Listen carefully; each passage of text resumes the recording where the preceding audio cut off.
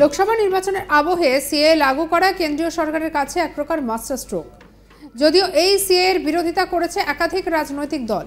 প্রশ্ন একটাই যে কারোর কি নাগরিকত্ব চলে যাবে, আর সেই নিয়ে জল্পনা চলছে। তবে মোদির মন্ত্রী পরিষ্কার জানিয়েছেন যে এই আইন গ্রাউন্ড লেভেলে চালু করার জন্য তৈরি করা হয়েছে, আর এর মাধ্যমে কারোর নাগরিকত্ব যাবে না, তিনি নিশ্চিত প্রামাণিক।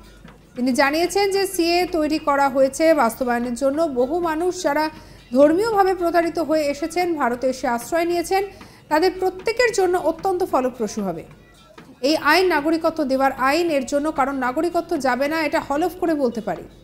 তিনি ক্যামেরার সামনে দাবি করে এই কথা বলেছেন।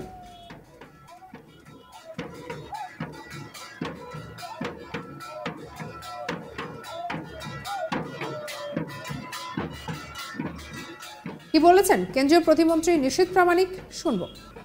দেখুন, আমরা বারংবার বলেছি যে সিটিজেনশিপ অ্যামেন্ডমেন্ট অ্যাক্ট অর্থাৎ সিএ এটা তৈরি হয়েছে প্র্যাকটিক্যাল গ্রাউন্ড লেভেলে ইমপ্লিমেন্টেশন হওয়ার জন্য, এবং অসংখ্য মানুষ যারা রয়েছে ধর্মীয়ভাবে প্রতারিত হয়ে যারা ভারতবর্ষে এসে আশ্রয় নিয়েছে, তাদের প্রত্যেকের জন্য এই আইন অত্যন্ত ফলপ্রসূ হবে।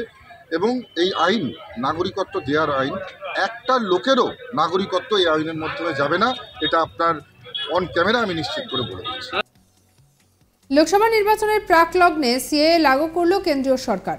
একদিকে এই আইন লাগু করে যখন বিজেপির অন্দরে খুশির হাওয়া, ঠিক তেমনই এর বিরোধিতায় নেমেছে তৃণমূল কংগ্রেস।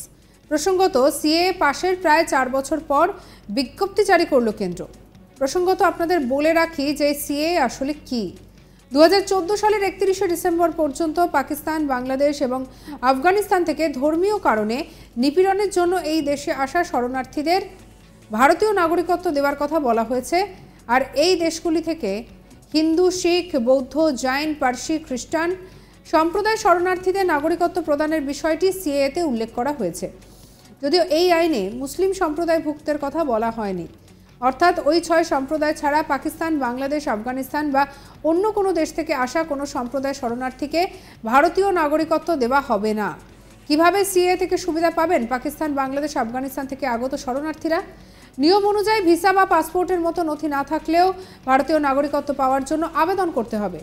2019 সালের নাগরিকত্ব সংশোধনী বিল হলেও বিধি নিয়ে জট থাকায় তা এতদিন বলবৎ করা যায়নি।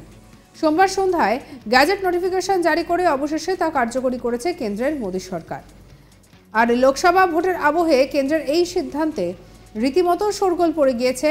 করোনার পর্বে দেশের নানা প্রান্তে এই আইনের বিরোধিতা শুরুও হয়েছিল, আন্দোলন হয়, যার জেরে অশান্তি, হিংসায় প্রাণ যায় প্রায় 100 জনের।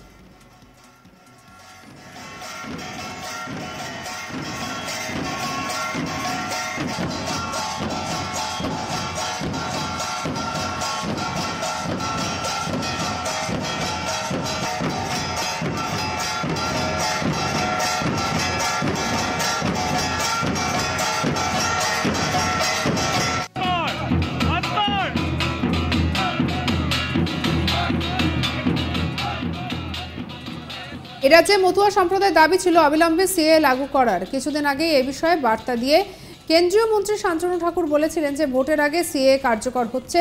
সোমবার দেশব্যাপী সিএ লাগু হওয়ার পর খুশিতে মেতে উঠতে দেখা যায় মতুয়া সম্প্রদায়ের প্রতিনিধিদের। এর আগেও 2022 সালের নভেম্বর মাসে নিশীথ প্রামাণিক এই সিএ নিয়ে গ্যারান্টি দিয়েছিলেন। তবে শুধুমাত্র নিশীথ নয়, শান্তনু ঠাকুরও একাধিকবার এই সিএ লাগু নিয়ে সেই ভরসাই দিয়েছিলেন। তবে নিশীথ প্রামাণিক এই সিএ লাগু হওয়ার পরে কি বলছেন, শুনবো আরো একবার। দেখুন, আমরা বারংবার বলেছি যে সিটিজেনশিপ অ্যামেন্ডমেন্ট অ্যাক্ট অর্থাৎ সিএ এটা তৈরি হয়েছে প্র্যাকটিক্যাল গ্রাউন্ড লেভেলে ইমপ্লিমেন্টেশন হওয়ার জন্য, এবং অসংখ্য মানুষ যারা রয়েছে ধর্মীয়ভাবে প্রতারিত হয়ে যারা ভারতবর্ষে এসে আশ্রয় নিয়েছে, তাদের প্রত্যেকের জন্য এই আইন অত্যন্ত ফলপ্রসূ হবে। এবং এই আইন নাগরিকত্ব দেওয়ার আইন, একটা লোকেরও নাগরিকত্ব এই আইনের মাধ্যমে যাবে না, এটা আপনার অন ক্যামেরা আমি নিশ্চিত করে বলে দিচ্ছি। দেখুন, আমরা বারংবার বলেছি যে সিটিজেনশিপ অ্যামেন্ডমেন্ট অ্যাক্ট অর্থাৎ সিএ এটা তৈরি হয়েছে প্র্যাকটিক্যাল গ্রাউন্ড লেভেলে ইমপ্লিমেন্টেশন হওয়ার জন্য, এবং অসংখ্য মানুষ যারা রয়েছে ধর্মীয়ভাবে প্রতারিত হয়ে যারা ভারতবর্ষে এসে আশ্রয় নিয়েছে, তাদের প্রত্যেকের জন্য এই আইন অত্যন্ত ফলপ্রসূ হবে। এবং এই আইন নাগরিকত্ব দেওয়ার আইন, একটা লোকেরও নাগরিকত্ব এই আইনের মাধ্যমে যাবে না, এটা আপনার অন ক্যামেরা আমি নিশ্চিত করে বলে দিচ্ছি। এবার আপনাদের এই আইন নিয়ে বলবো। 2019 সালের সংসদের উভয় কক্ষে পাশ হয় সংশোধিত নাগরিকত্ব বিল। এরপর তৎকালীন রাষ্ট্রপতি রামনাথ কোবিন্দ সেই বিলে সই করে সিএএকে আইনে পরিণত করতে বেশি সময় নেননি। ফলে আইন আগেই হয়ে গিয়েছিল, বাকি ছিল কয়েকটি ধারা বা উপধারা প্রয়োগ করে সেটি বলবৎ করা। প্রায় 4 বছর পর 2024-এর 11ই মার্চ সোমবার দেশ জুড়ে সিএএ লাগু করা নিয়ে বিজ্ঞপ্তি জারি করল কেন্দ্রীয় স্বরাষ্ট্র মন্ত্রক। এ নিয়ে প্রধানমন্ত্রী নরেন্দ্র মোদীও দেশবাসীর ভাষণ দিয়ে জানিয়ে দেন সিএএ লাগু হচ্ছে, কিন্তু লোকসভা ভোটের দিন ঘোষণার মাত্র কয়েকদিন আগে এই সিএএ লাগু করা নিয়ে প্রশ্ন তুলেছে বিরোধীরা। বাংলার মুখ্যমন্ত্রী মমতা বন্দ্যোপাধ্যায় থেকে শুরু করে বাম, কংগ্রেস সকলেই কিন্তু এরই মধ্যে রাজনৈতিক অভিসন্ধি দেখছেন। এবার এক নজরে দেখে নেওয়া যাক যে সিএএ অর্থাৎ সংশোধনী নাগরিকত্ব আইন ঠিক কী বলা হয়েছে। সেখানে জানানো হয়েছে 2014 সালের 31শে ডিসেম্বরের আগে ধর্মীয় নিপীড়নের কারণে বাংলাদেশ, পাকিস্তান, আফগানিস্তান থেকে আসা অমুসলিম যারা ভারতে এসেছেন তাদের নাগরিকত্ব প্রদান করা হবে। এই তালিকায় রয়েছেন হিন্দু, জৈন, শিখ, খ্রিস্টান, পার্সি, বিভিন্ন ধর্মের মানুষ।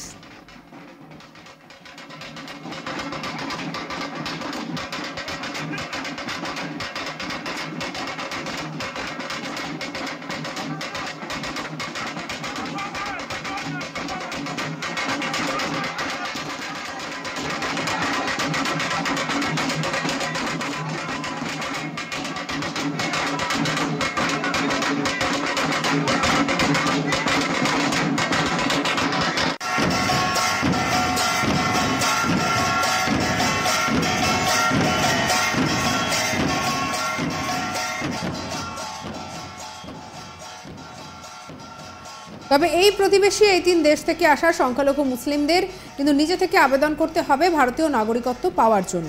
ইতিমধ্যে এই সংক্রান্ত একটি পোর্টাল চালু করে দিয়েছে কেন্দ্রীয় স্বরাষ্ট্র মন্ত্রক। আর এই পোর্টালে গিয়ে নিজেদের নাম নথিভুক্ত করতে হবে, কোনো নথি দিতে হবে না, তবে জানাতে হবে তারা কবে ভারতে প্রবেশ করেছেন। 2019 সালে যখন এই আইন পাশ হয় তখন কিন্তু দেশজুড়ে প্রতিবাদ বিক্ষোভের জেরে পিছু হটতে বাধ্য হয় কেন্দ্র। কিছু হলেও ধীরে চলো নীতি নেয় কেন্দ্র, আর এই বিক্ষোভের জেরে 100 জনের মতো মানুষের মৃত্যু হয়।